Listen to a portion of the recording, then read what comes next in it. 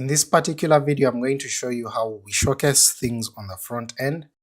We need to have this input field right here and this search button, so that when a user types in, we are able to get that information that they have typed.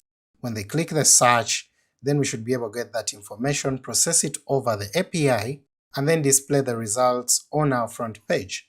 Now, in WordPress currently, you either have to build what is known as a block, and by that I mean if you go to one of your pages and you go to, let's say, this sample page, you will see that we have blocks that are here, and I can actually delete this, or if I click, you're able to find a block right in here. Now there is also another block called a shortcode, which allows you to add the traditional shortcode, and probably you've used some of these. So let's say I have this techie press domains as a shortcode. So when I click update here, if I choose to go and preview the page, I should be able to see something like this.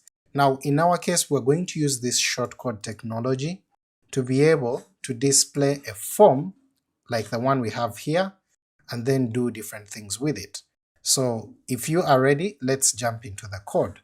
Now we've already created this shortcode and added it in here, but it's going to just display as text here because this does not have any particular meaning to WordPress. But if I copy this text that we have here inside these square brackets, and then I go and write some code, you're going to find that we have something that is new. So let me go back to my code. I'm going to open up my editor, and I'm going to use a function which is called add shortcode. Now you might ask me, where are you getting this function called shortcode from? How did you know that it's the one that's being used? Well, that is relatively searchable. If you go to the WordPress.org and you look for the developer documentation in here, you'll be able to see that there is something called a reference. So I'm going to go to the developer.wordpress.org, look up the reference, and inside here I can be able to search for anything. So I can say let's search for shortcode. You're going to see that we have these different functions: do shortcode, add shortcode, and you'll see there is a little description of what actually happens. So if I click on the add shortcode, because I want to add a new shortcode, it gives me a description of what is going to happen. It gives me the parameters that are expected. For example, this expects a tag, it expects the callback function. And in here, if you keep on scrolling down, in most cases you're going to find an example of the code of how to use this. And you can actually just copy that, put it in your code, and then iterate over it and make it do what you want it to do. So let's just go back into our code, and then we'll continue writing this straight off our backs. It allows you to add what is known as a tag as the first parameter or argument, and then after that you're able to add a function in here, and this can be an anonymous function, or you can actually use what we call a named function. Remember, every PHP code needs to be closed with a particular semicolon. Now I'm going to move this function from here, and I'm going to add a new argument in here, and I'll call this add input form. I'm going to come down here and I will add this new function, so I'll add our function code here, and I will say this is the function with this name. Once I do this, I'm going to add some little spacing to allow us to do our WordPress coding standards. You realize that this function that we've just written here is being referenced here. So add shortcode is the WordPress way of saying we have this shortcode called techie press domains, and this function here is going to tell us what we need to do in that particular shortcode. So I'm going to say return, and for every shortcode you should always return, do not echo stuff, you return your result. And I'm going to say results here, put a semicolon to say okay, this is what the function does, it just returns something called results here. And I can actually wrap this and say let me wrap this in a paragraph tag so that we can have proper HTML on the front end. So I'll click save here, or Control save on my keyboard, or you can just come and click save here. I'm going to go back and preview this in my browser, and if I reload this, you're going to see that now we have results here is showing. So I'll go back to my editor, and I'm going to just do something like this. So I'm going to have a variable which I will call form, and I'll say form is equal to, and I'm just going to have some generic form stuff. This is all HTML.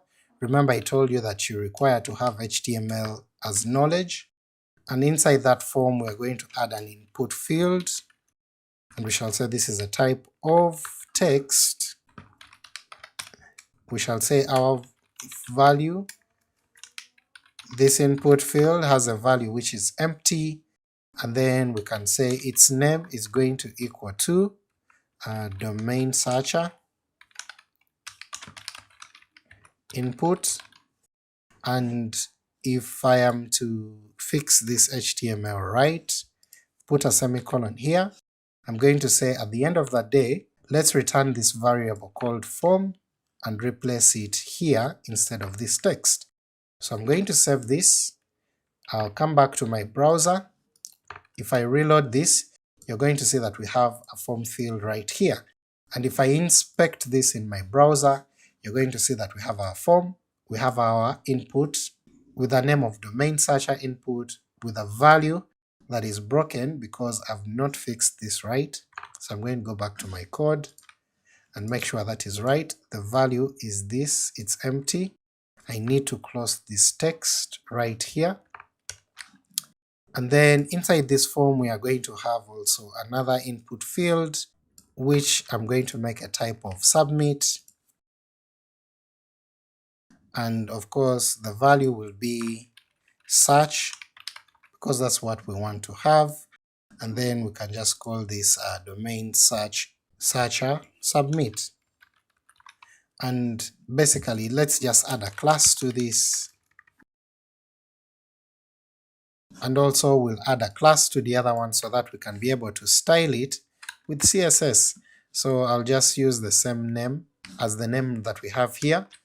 I'm going to wrap this so that we can see all the code. You can actually just press enter here. In PHP this space doesn't matter, it will be fixed. So we have our input, we have our form right here. This is looking much better, much cleaner. I'll save this. I'm going to go back into the browser. If I reload here, you're going to see that we have our form showing up. It doesn't do much, but when we click it, you'll see that our URL changes, meaning this is responding to some kind of check. So if I say checking as a word, click search, you'll see that it comes back with this parameter in our domain right here. It has this parameter and it has the search word which is called checking. So we're going to trap this and use things like Ajax in our JavaScript to be able to display the different results that we get here from our particular API search. So I hope you've enjoyed this video. Give it a thumbs up if you liked it. Let me know of any questions that you do have in there. Try to play around with different things to make sure your shortcode is doing what you want. And then once you're done with that, we will be able to move to the next part where we are going to get stuff from our API.